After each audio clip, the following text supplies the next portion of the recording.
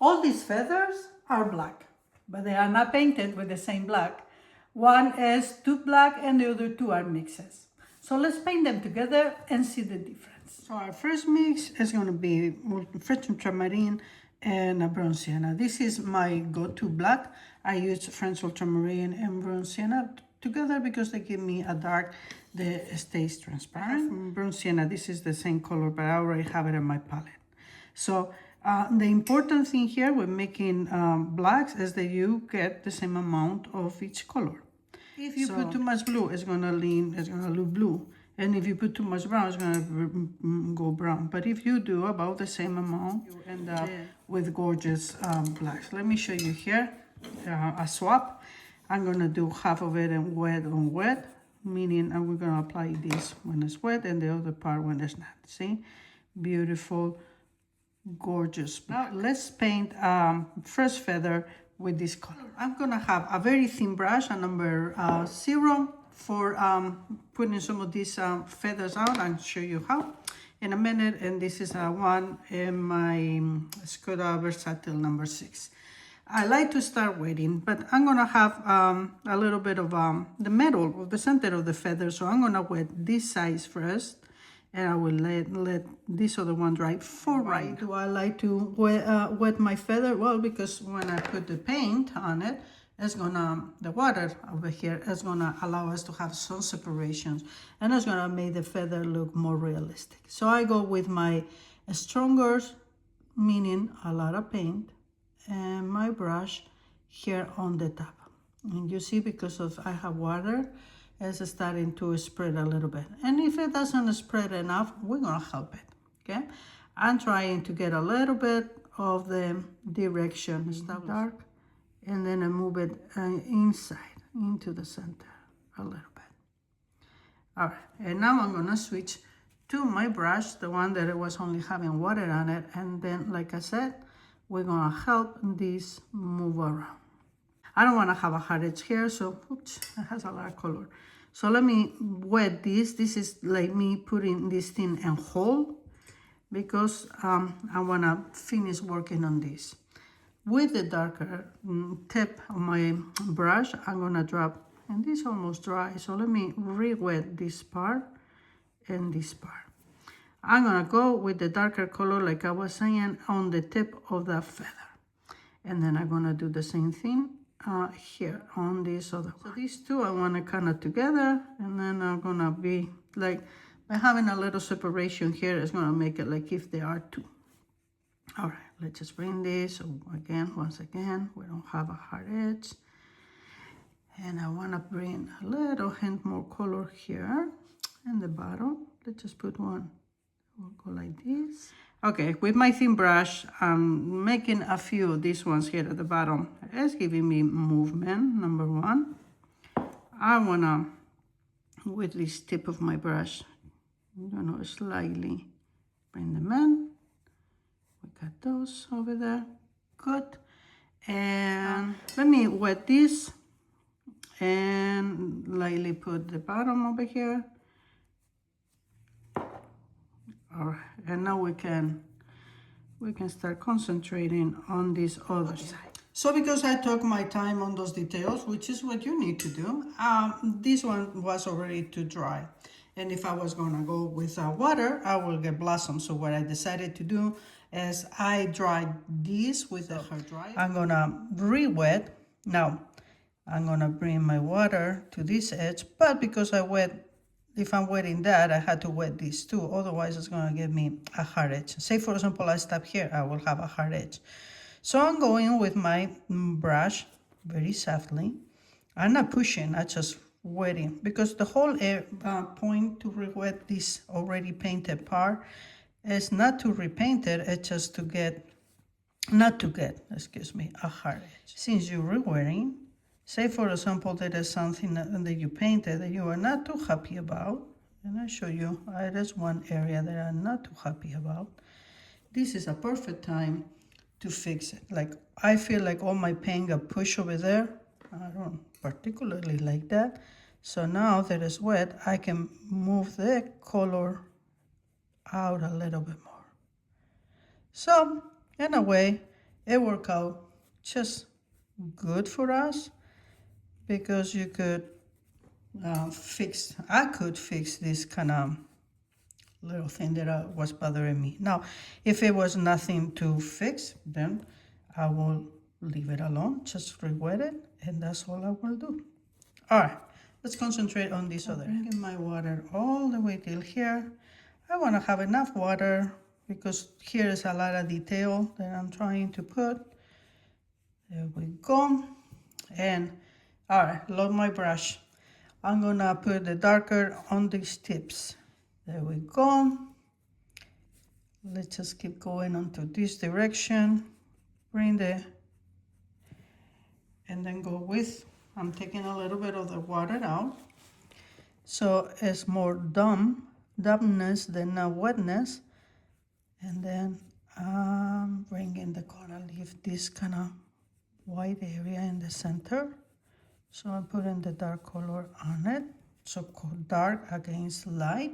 It's always a good way to bring our eye onto that. And then I just pushing it out. Like this one, for example, we had to get it for more to less.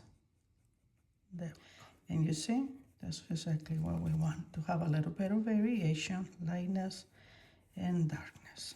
Okay, let's just color. I need to have color here because I want to show you something. And then I'm coming here with, oops, too much water. Do a little bit of wetness. Okay, and now with the zero brush, we're gonna go ahead and start pulling, oops, needs to wet it a little, some of that color and make some color that is diluted, and then just play with it. Some of them will come out, some of them will come in, and then just dumb. Just bring, so it doesn't feel like they are not there. Or bring a couple of them inside. That's another way to do it as well. So you've got choices. You can go over here inside.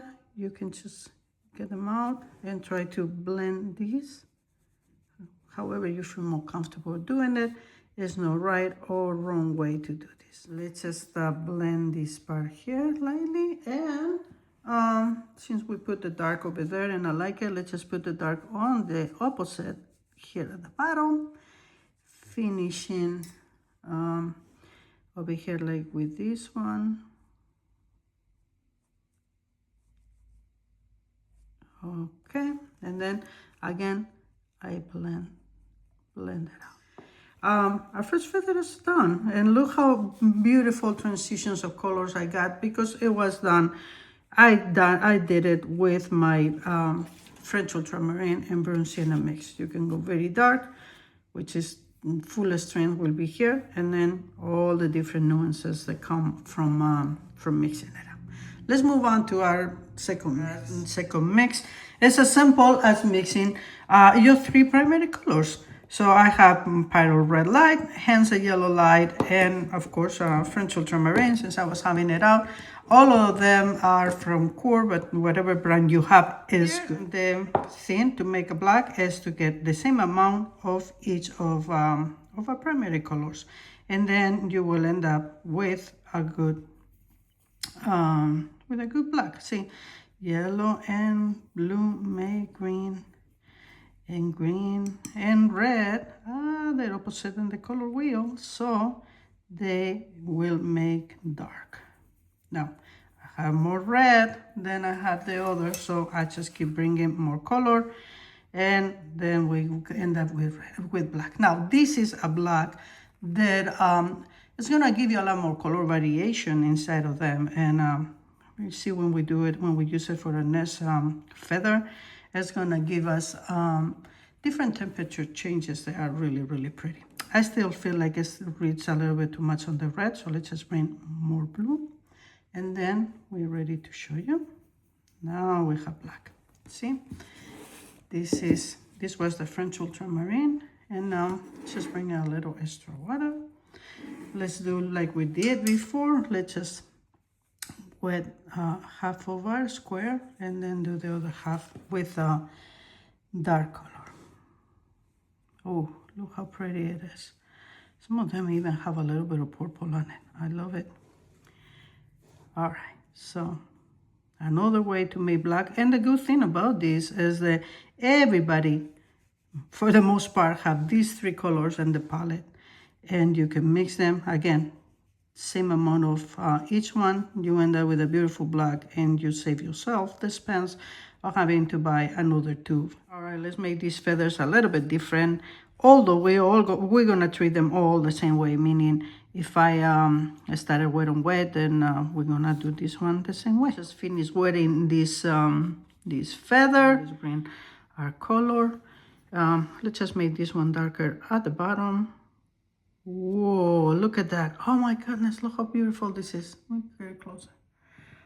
Look at all. There's a different kind of like purples. Okay, since we have it wet right here, let's just do this too. Let's make this one all dark. Reload. Let's just make this one. Whoa, look at that.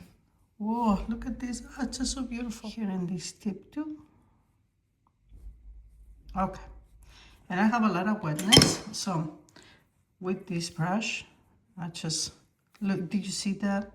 Do you see how some of the pinks and reds come through? This is really nice. That's what happens when you mix your own blacks.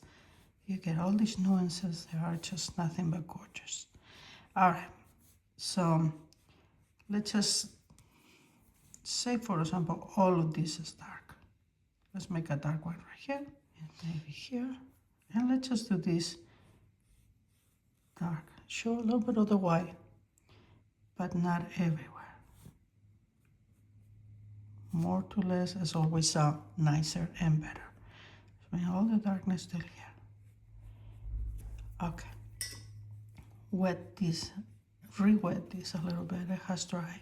I do want this to be a little bit light, so let's lift just with the dampness of my brush, and let's just do the same thing here, so it looks more like a feather. And now look, I have over here, my colors are separating a little bit, and I got a little bit of the red out there. Let's just bring some of that, let's just put it here on the tip, just so that we can have some variation and see what happens. It will be like more color. It's still in the darks and the blacks, but now I'm gonna help it with the tip of my brush. Oh, I like that. So if you ever find yourself in need of a black, a dark color, that it needs to have some color, or you just prefer it like that. This is a great combination, a great way to achieve it. Let's just bring it all the way till here, so then both of us get together. Let's do a little blending connection here, but for the most part, I like it. It's gonna be done. However, because I'm a little bit of a perfectionist, trying to get away, but this is bothering me a little bit, so let's just make it a little bit more even. Now it's better. Now this one is done. And the last black that we're gonna try today is gonna be my black from the tube. This is a lamb black by Rembrandt. Just put it over here in our swap, and so that you can see how this one behaves. Half of the swatch, do the other one, the other half on This is dry. One of the things though about the black tube is you're gonna have to handle it a little bit more in layers, because if not, it has a tendency to cover all the white of the paper. And sometimes it can become a little too much. But if you wet it down, or if you apply it in different layers, then you can make it work for you. This is our lamp black from the tube from Rembrandt. Let's paint a feather with it. Repeating the steps of wetting the feather. And I'm using, of course, same brushes. Everything is the same except for the colors. Now we come in with our full strength. This is our lamp black. Let's make this side of the feather darker in this case. And like I said, you're gonna have a little bit less movement, white of the paper to show. Otherwise, this type of blacks, the ones from the tube, can be a little too opaque. All right, let me put some in this other side of this. There we go. And let's keep moving now. All right, let's just put like a little line like this. And again, let's get more. We continue to mark the center. This is a little too wide. Let's just make it slightly, make it that is there, but thinner. And we got a dark one here. We got a light one there. Let's just make another light one over here. Just do another one. Bring it all together and then make another one right here. And although I have a bird feeder and I like to look at them, I am no expert by no means, so I don't know what kind of feathers, for what kind of birds these feathers are. I don't know. All I know is that they're gorgeous and they are, like I said before, I think that they make very pretty painting subjects. So this size, I'm making it slightly darker. Again, with the tip of my brush, let's make this a little bit more even, and let's just help this with blending. Darken the tip over there and bring it down. It's going to give us a little bit of a blossom of there, but I think that in this case it's going to work on our favor. So we may have to watch and see, but we may leave it alone. Let's try to get some of these feathers coming out of here. Once again, I'm bringing my number 0. This is the Scotta Perla, and then let's just get a few of those feathers coming out of there. And we get it over there. Let's just bring some out of here as well. I got color there, so just picking. You don't need a whole lot, actually, just a little bit of, see? And it actually makes it more natural if it goes like that than not if I try. So I got color here, pick a little, there you go, and then this can get a little bit darker. All right, I like that. Let's get this slightly darker here. Yeah, I just want to show you what happened here. Look at that beautiful water run that we got. That's another happy accident. Here they are, our 3 beautiful feathers. We were having 3 different options of blacks.